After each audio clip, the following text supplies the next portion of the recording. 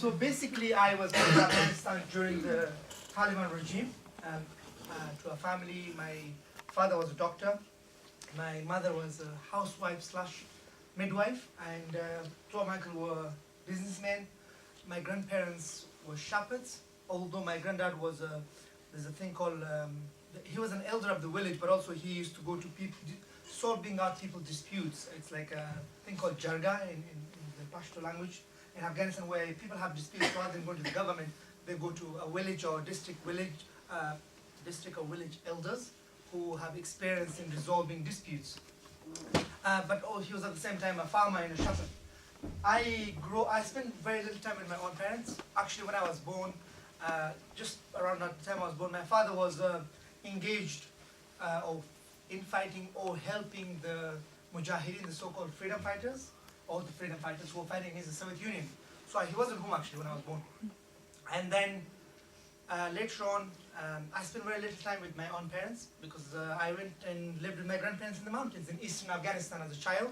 From age 3 till age 7, I lived in the mountains, and it was a beautiful life. I enjoyed the freedom and being able to run around sheep and animals and just basically recognize every single one of the cows, the sheep and the goats and the cows, and it was great. I learned a great deal from my grandparents in terms of wisdom, etiquettes, and respect, and about our history. There's a lot of things which we kind of take for granted in the West as young people or children. So I was with them from age 3 till around age 7. In summer we will go to the warmest part of the region with our animals, and in winter we will stay, in winter we will go to warmest part, in summer we will stay in the mountains. And then at some point our family wanted to sell all our animals because we were known as the doctor family because of my father's professions. No one ever really called me Gulwali because they would just say, oh, the son of the doctor. And then my granddad, who people would not call him by his name, they would call him the father of the doctor. So my family thought, or my uncles and my father and everyone else in the family, that it was kind of dishonoring for their parents. My grandparents were old age and were living in the mountains, although we enjoyed our life and I was happy to be there. So they said, well, you guys have to come home, and we're selling all your ships, and then that's what I did. And then at the age of 7, when I got back to the family home in the district, I had to start school. We didn't have the same facilities. We were working with other students and other people and being in year 1 and trying to learn how to do my homeworks and hold pen and learn the alphabets and just the basic things. So it wasn't easy for some time until I got used to it. And before I went to year 2, unfortunately the war started. So the conflict began. The US forces alongside 49 other countries invaded Afghanistan in 2001. And then our home became a war zone. One of the reasons actually I wrote the book and told the story is I wanted to give the perspective from my side and what I felt, because there were very little in the UK or in the media or in the West, from refugees' perspective, but also from what happened in Afghanistan and how people perceived the situation as an ordinary people. So me growing up as a child, my early ages, I knew nothing of other than war and conflict and killing. I saw a lot of terrible things that I don't wish anyone to see. I can't even imagine, or we can't imagine how much people in the war zone, for example, what's happening right now in Syria, in Aleppo, what has been happening in Iraq and elsewhere in Libya and in the rest of the world where there's conflict and war and fighting. So I kind of feel the suffering and pain and struggle of those people because I was once there. So I remember going with my mother and my siblings and the women of the house to bunkers at night because we were afraid of rocket attacks and bombings by the US forces or NATO forces. And sadly, we were living very close to Tora Bora, where Osama bin Laden was based. So about 3 hours drive from that place. And whatnot, even now, actually, children are born in that area with serious diseases and born with all sorts of, they're not normal children. Because the US used every type of chemicals that you can think of except nuclear weapons in that Tora Bora area. So we were at more of a risk being, bombing or rocket attacks in the area. And sometime later, the Taliban government was collapsed, and then new government came to place. And then things wasn't getting worse because one of my uncles was a commander in the Taliban. Because of his involvement and his help with them, and also it's important for us to understand, the Taliban was basically people who came to power through, they were students of Islamic studies. Talib just literally means a student of Islamic studies. And it was made up of ordinary people. So almost every family had someone in the Taliban. So they were not somewhat alien, or they came from some other country. They were Afghans. Majority of them came from refugee camps over in Pakistan, or came from the madrasas over in Pakistan. And the rest was Afghans, particularly from the Pashtun ethnicity, who the Taliban were predominantly Pashtuns from the south and east of Afghanistan. So my uncle was one of those people, and then he had a very high-level job with the intelligence as well as with their army.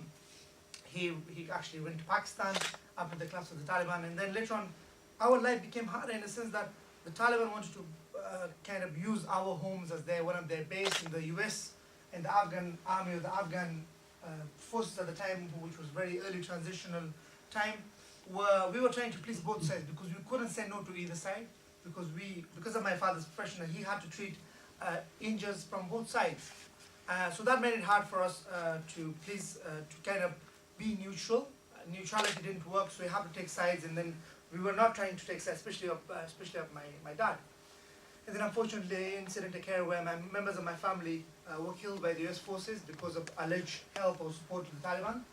And then later on, we were a target because the Taliban wanted us to recruit me and my brother to take revenge, which was a very central point to what we believed in as children growing up.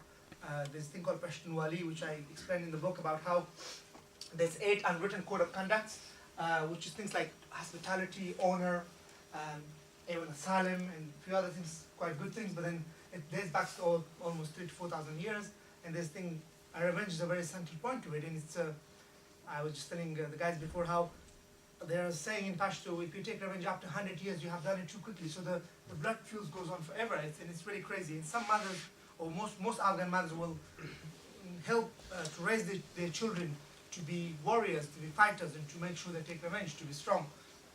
But thankfully, my mother, in her understanding of Islam, and she thought violence wasn't the answer, and she didn't actually want to bury another of her loved ones, so she decided to send us away.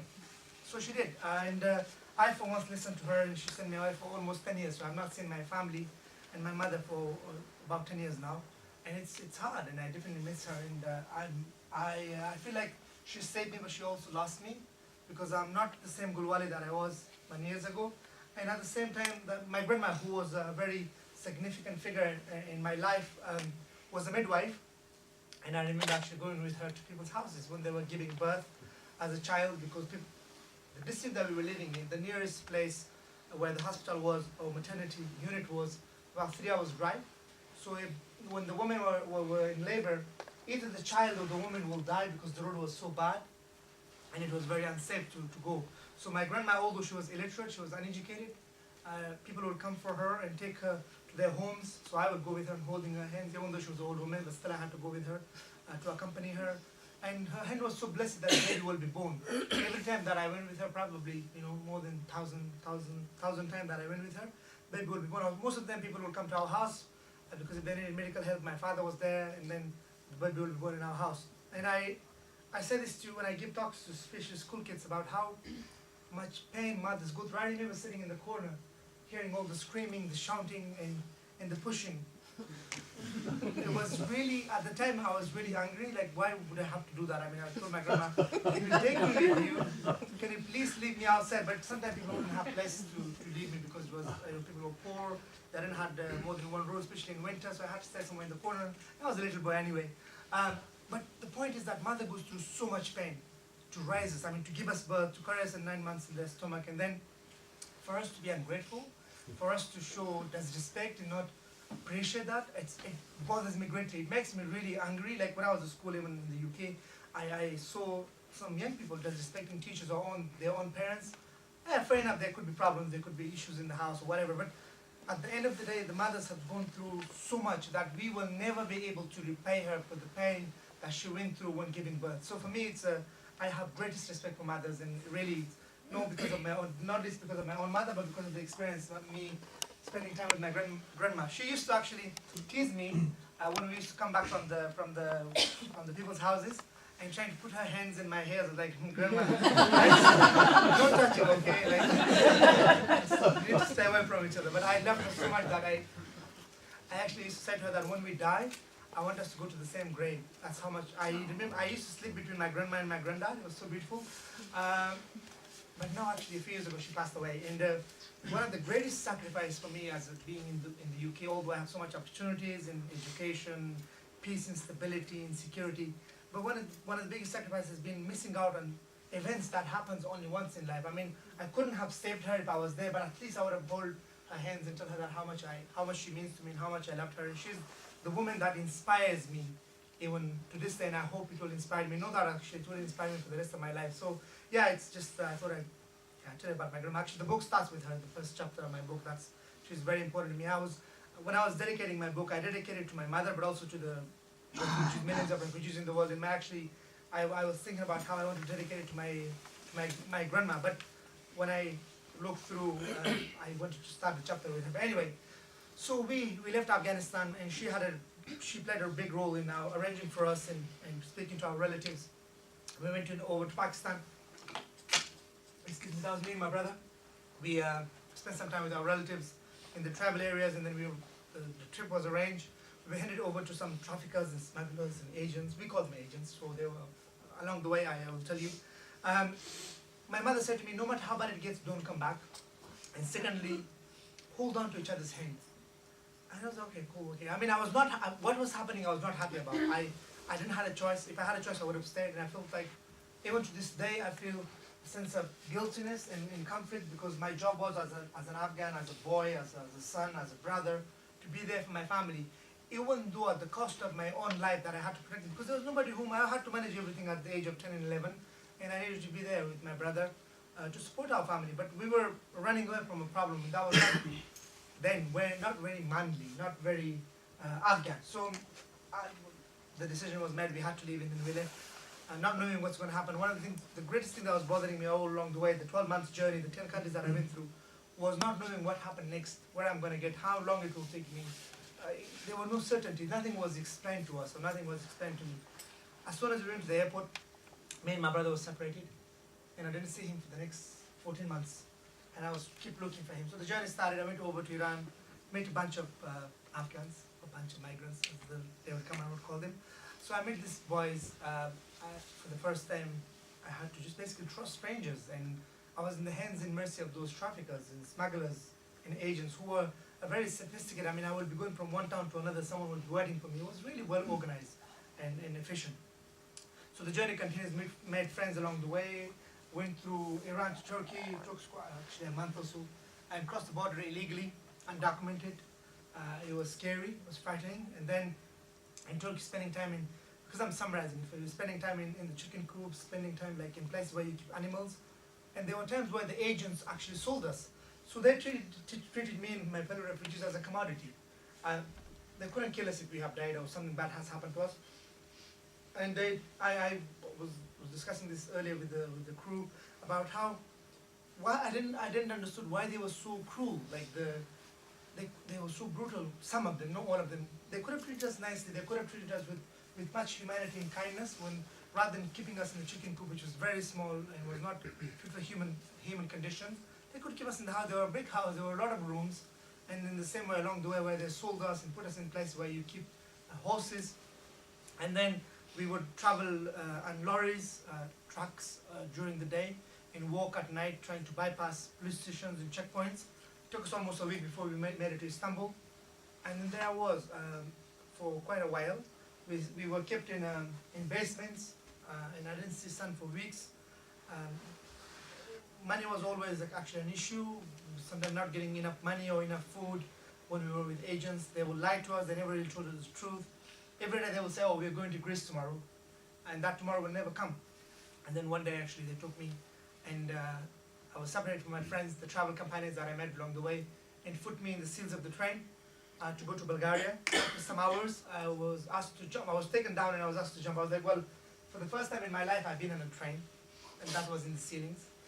And then to be asked to jump around a moving train, I was thinking to myself, okay, maybe this is how things works. But then when I looked at everyone else sitting in the seats, I was like, okay, I'm not that naive, I'm not that stupid, but it just didn't come together. So anyway, I was like, I'm not jumping. But then everyone else jumped, and then I was pushed to jump. Luckily, I didn't break anything because I was so young. I balanced myself on the ground, but I still hurt myself. We ended up in hospital for some time, few days.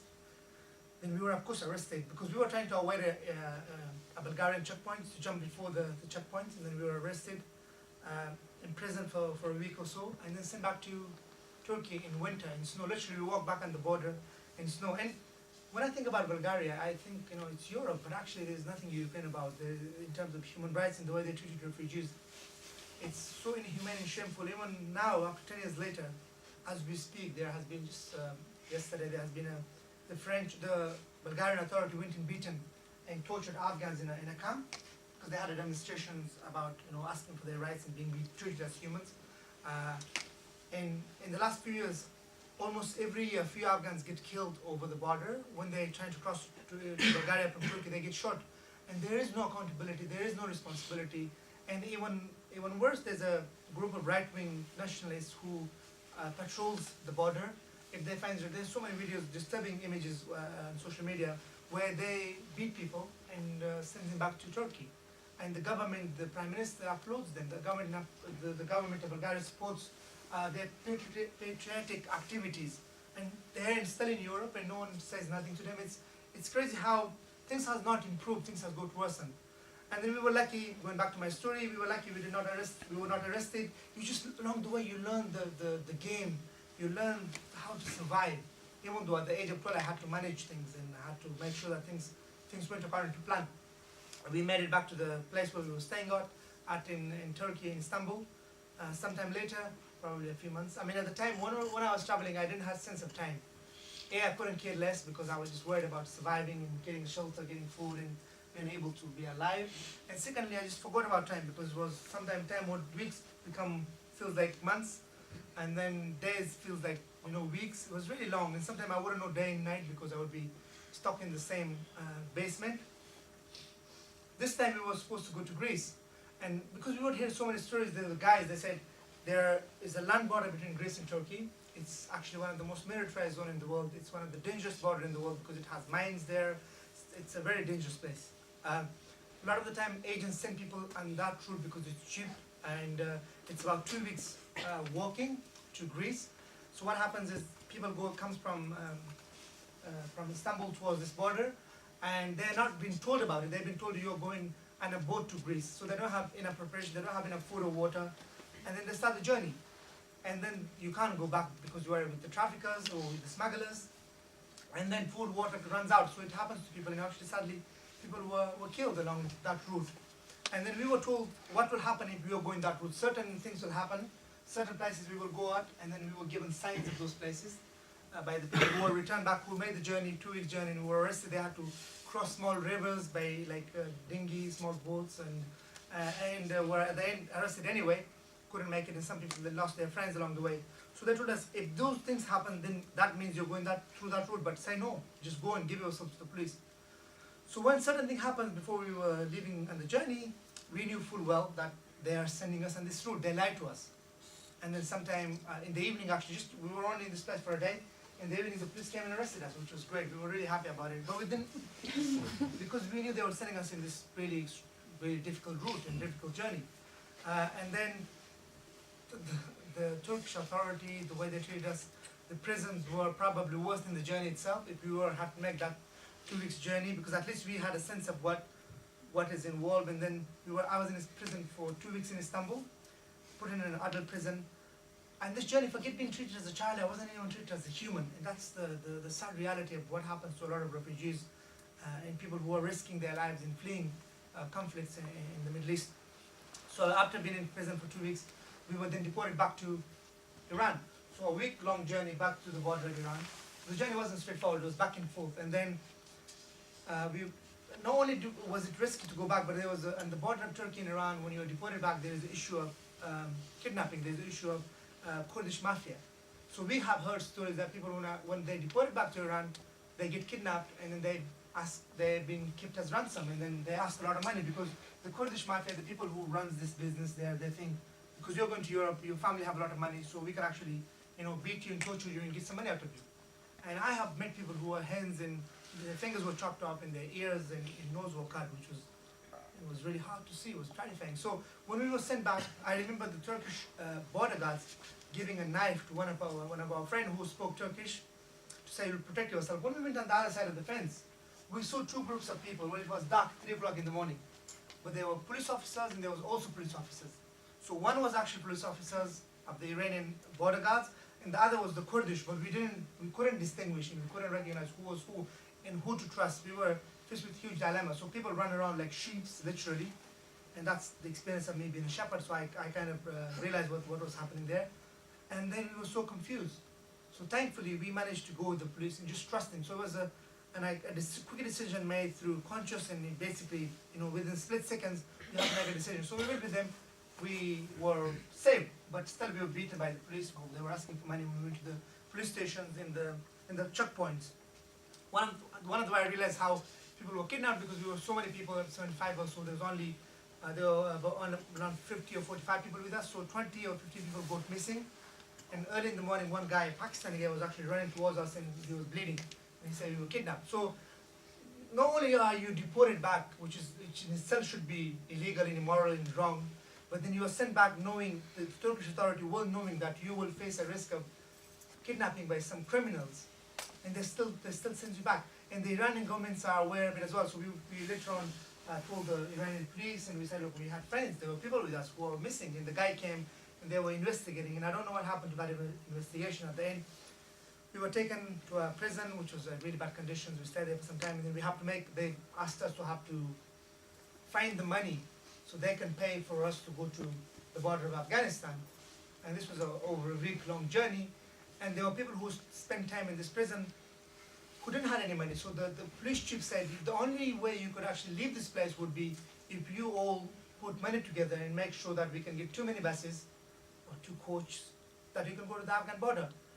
Unless you pay for those guys, you're not going anywhere. And then not everyone had money, so we had to negotiate our way out, and it was a long process of being patient and being diplomatic and trying to use our negotiating skills. We managed to get out of there and paid for everyone. It was a long story, but we managed. And then the thing in my head all along, we were treated really badly. There was no food, or wasn't given anything really. Was if I go back home, I didn't care about the implications of the problems, but I was how I'm going to face my mother, because I was actively looking for my brother, which of course I have not seen. I was looking for him. If I go back home, she will think, no matter what I tell her, she will think he's dead. Why is he not with you? So I had to calculate my risks and make sure that I run away from the police prison bus. But before we left the city of Maku, which was in the border of Turkey, it was the Afghan border, the police had guns with them, and they told us, look, if you not only wanted to try to escape, but even if you think about it, know that we will shoot you. You just can't. So anyway, one day, last leg of our journey almost, we were just sitting under the trees trying to take some water, and some people were praying, and the police, there were only 3 officers, they were busy. So I persuaded 2 other crazy guys, and then we ran for it. And we made it. I knew 95% that I would be shot. There were 5% chance that I gambled, and that pays off. So we made it back to the guy who supported us in the first place, the agent, and from there we went back to Turkey, which took us a month. And then after some time in Istanbul again, so we were taken to Greece. Finally, we were going to Greece, and we were taken in a small van, which was really small. They put 35 people in each, and it's sometimes I don't know, I don't get impressed with myself, but sometimes I don't know how I remember those details, because I never imagined ever writing a book about it. And because I was so terrified, I was so scared, I just wanted to be safe and not to think about how many people there were and what has happened. I just wanted to be able to go and make it to the next destination. But when I think back and reflect back, all the memories come to me, even very little details. We were taking a whole long journey, day journey, to the port city of Izmir, and then in Izmir we were told that we were going to go on a boat this evening, and some people would come and collect us. And then people came later on in the evening and then took us to the sea. The boat did not arrive, so we went back to the jungle, the forest, stayed there for the next 3 days and 3 nights. Our food, water, everything ran out. We were thinking, this is a lie, nothing is really happening. And then we were giving ourselves to the police, but the problem was we knew how bad and brutal the Turkish authorities and police were, so we were not going to do that. We were almost starved ourselves, and we were really thirsty. Water was the big problem. We drank from the sea, made the situation worse. Thankfully, the third day, the agents, smuggler arrived, some 3 Turkish Kurdish guys, and then give us a tomato, half of Turkish bread, and half a glass of water. We were very grateful for. And then we headed we were taken in a small boat to a so-called bigger boat. The bigger boat was not really big. There were 120 of us in a boat designed for 50 people, or actually 20 people. It was really small. It was a leisure boat. And then we were supposed to be in Greece in 4 hours, but we ended up in the sea for 48 hours. And this was for me the first time to be in the sea. Our food, water, everything ran out on the boat as well.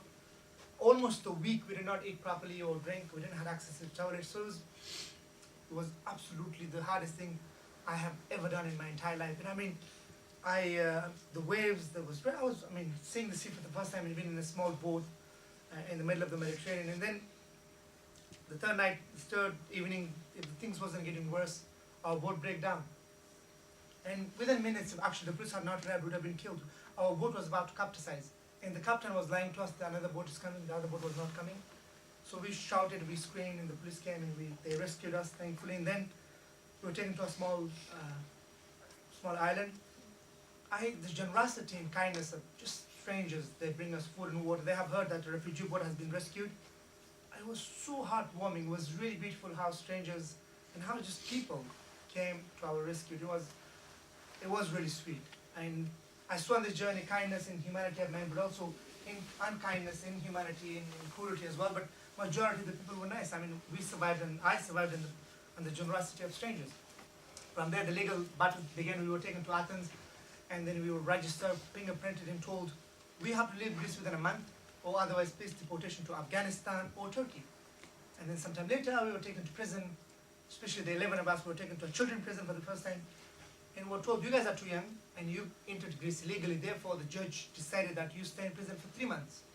And I was like, hold on, this doesn't make sense, because on one hand, you wanted me to leave, you have a paper, I have a paper which says that I have to leave Greece within a month. On the other hand, you're putting me in prison for 3 months. Even for a 12 years old, it does not make sense, it's so illogical. So after some time, the doctors helped us in the prison, we were taken out, and we were taken to a camp. From there, we ran away. And for the first time in the 9 months or so, I had a lot of questions that was answered in Athens. I met the agent, and he told me a lot of things about how much my family paid and what was happening. And then from there, we made our way to a place called Patra. And then in Patra, I found a guy who knew my brother. For the first time, I heard about my brother, which was I was really pleased, and it was really good. That he was heading for the UK, and he had a friend in Rome who I can meet once I get to Italy. And there I had to decide that I'm going to get to England. That was the point I would have decided. Otherwise, I would have stayed anywhere where I was welcome. So far, I was not welcome. And the guy who knew my brother trying to help me and tell me how it's done, he put me in a lorry engine. The next thing I knew, I was in Italy. The car was in a boat. It was really hot, but I managed to hide. I could see the army and the police, but they didn't see me. And then from there, actually I did one attempt, and then the police found me, and then I had to run. I didn't know how to run because they had sticks with them, and they were beating people really badly in the port, where the ships were, the shipyards. And the second time I just got lucky, and I made it to Italy. And then if I had let my hands go of the things that I was holding on to, I would be underneath the tires in Wales. It was really, really frightening. So I had to get a rock out from my small bag and get the attention of the driver. He came out and he thought there was some technical issue, and he was so confused. And then when he saw me, he was really shocked. And he's like, you trying to explain to him that he has seen worse, but he has not seen something like that. And then I actually asked him for some water. He was really, I think he gave me some water. And then he was trying to give everyone on the motorway, look at this guy. The next minute I knew everyone was on their phone, the police arrived. For the first time in my life, I ran towards the police. I don't know why, but I did. There's nothing, all I could see was farms and trees and grapes and, I don't know, apples or oranges. And then take me to the police station. They asked me 3 questions, my name, where I came from, my nationality and my age. And then say, 4th question was when I got in the car, if I was hungry. And I was like, yes, I was actually. So they took me to the port. And I have heard stories that people are deported back from Italy to Greece. So I was like, there you go. They're going to send me back to Greece. And then I met people in Patra, in this port place where people were living in shanty towns, and it was really miserable life. I mean, we fasted in prison for 15 days because it was during Ramadan. Once we get to Patra, we stopped fasting because it was so bad. We couldn't fast. And there got me some orange juice, biscuits, and croissants. I still remember 10 years later almost. And it was such a beautiful act of kindness. And took me to the police station. After some time, being unable to communicate, taking me to the children's home. It was the first time I was treated as a child and as a human. I spent 15 days in a children's home, but I had to go to Rome to find my brother's friend, to find out about my brother. So I ran away. I escaped from there, jumped from the 3rd floor, But my book is thankfully been published in Italiano, which again, I never imagined writing a book, but then being published in so many different languages. I hope to go back and thank those people who helped me in the children's home and who looked out for me. When I arrived in Rome, I made it to Rome. I regretted it because people were sleeping in cardboards in parks. It was really sad. I just lived such a beautiful place. But then through faith, I found my brother's friend. I met him in a mosque the next day, which was in Rome mosque, which was the Eid day. And then he gave me all the information that I needed, and I headed for France. I spent a very cold night in Paris in a telephone box. Made it to Calais. Well, actually, the police kicked me out of there. It was snowing. And then I went back 9 years later. The spot still exists, but the telephone box is not there. And sadly, there are even more people, more refugees sleeping on the street of Paris than it was 9 years ago. I went to Calais. I have heard so much about the Calais jungle. I'm glad it's been closed down now. But it was so miserable. It was the humiliation by the French police, the authority, being arrested every day, running out with lorries, not getting enough food. We made our own shelters. I spent a month there, and for the last 8-9 years I've been believing I spent 3 months. That's how bad it was, the conditions there. And thankfully, after 100 attempts, I made it to Britain and the back of a refrigerator lorry. It was so dangerous. If the driver had put on the refrigerator, we would have been killed on the last leg of our journey. And there has been story, people have been suffocated, people have been, the oxygen stopped, and people have been killed in containers and lorries. But we were lucky we made it to the UK.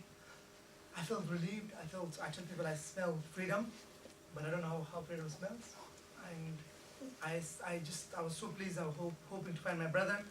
And then I was arrested in prison, well, actually taken to a detention center for the next 24 hours. And the arresting was like, when you play Monopoly and you keep landing, go back to jail. That was my life for the 12 months that I was in UK. UK was great. I felt like, okay, this is amazing.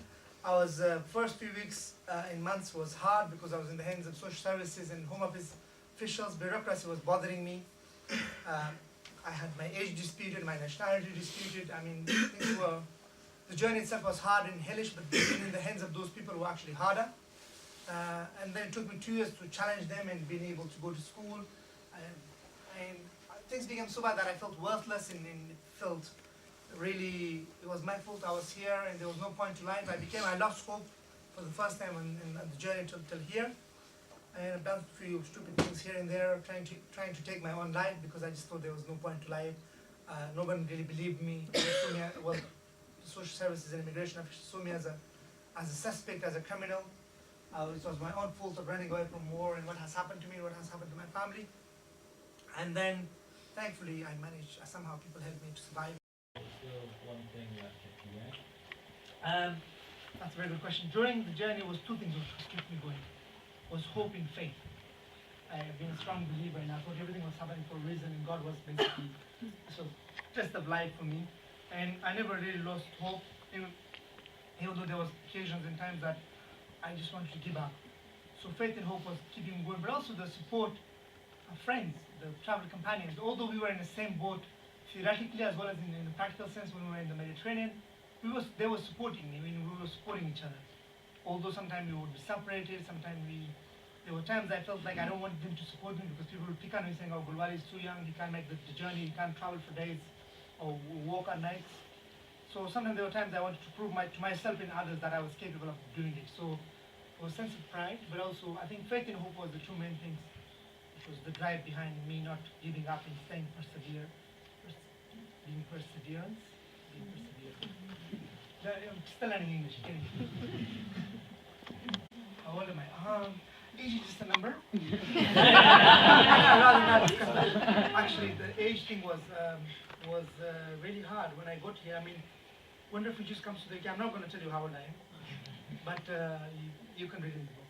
But when refugees come here, I'm just young. When refugees come here, they look older than they are, and I accept and admit that I look older than. When I got here, when I was 13, they said I was 16 and a half. They didn't believe me because of the traumas that I went through, the hardship that I experienced. And there was time, I remember in Istanbul, I was trying to shave my mustache, even though I didn't have any, trying to act like an adult and look old. And also, like, the things that we have experienced, the things that we have seen. I mean, when I look around this room, there are young people who are actually 17, 16, or 18. To me, they look 14, 15 because of the different experiences, the difference of culture, and how, I mean, at the age of 8, I was a tailor. I mean, at the age of 6, 7, I was a shepherd. So from a very young age you become an adult, you become responsible. And in a sense, I don't really have a childhood except that living with my grandparents. So that's why we look, I don't know, I feel like I'm more mature for my age than other young people. But I just finished university, so I'm very young. Where you came with your brother on your journey, and also there's obviously a cost for you to come over. Did they bear that cost, or was it family? Good question. So what happened was in Greece, when I found out that my family paid $8,000 for me to get to Europe. What I haven't figured out yet, whether it was 8,000 for both of us or whether it was 8,000 for one of us. But we were quite wealthy because we had plans, and my family. This idea that there's this thinking about how poor people are coming to Europe or economic migrants. I mean, there's nothing wrong with people coming for a better life here, but a lot of people who comes here who are refugees who doesn't come because of money or because of these assumptions about benefits and work and so on and so forth. So we were quite well up. So they paid a lot of money. I mean, $8,000 is a lot of Afghanis, which is almost 500,000. So that's a lot of 600,000. So yeah, and the other point is my mother, my family doesn't know what exactly happened to us, and I don't want her to know. But she knows that we are united and we are together. And my brother actually has to go back and see them and spend some time with them. So yeah, and when I told her that I've written a book, she said, "You have far too much time on your hand." The Taliban, what's the name of Taliban mean? It means the Student of Islamic Studies. How did you feel that generally? At the moment, I feel they don't have a place in the Afghan society or any society because they were really extreme. They brought stability and justice and peace with an iron stake. But what we need to realize from a Western perspective is that before they came to existence, there was a chaos, there was a lawlessness. Literally 1 million Afghans lost their lives in the civil war. So when the Russian withdrew, the Soviet Union troops left, there was the Afghans, different factions, different ethnicity fighting among themselves over power. And every village, every district had its own government, its own warlords. So when the Taliban came, they get rid of those. And then people welcomed them, people supported them in the beginning. But later on, they turned out to be more than what they promised to do. So it was not only about bringing stability and peace, but they were about power and influence and authority. So in my view, that we have to accept the fact that they came in such a time, according to my own parents and my grandparents, they experienced sense of security, sense of stability. Yes, there was underdevelopment, there were no infrastructure. Yes, girls were not allowed to go to school. Yes, there were things which were backwards. We were living in 13th or 12th century. But at the same time now, I would say the situation in terms of peace and security and stability was better than what it is now. Even though with the help of 50 countries and 150,000 troops, things hasn't got better. And it's such a shame.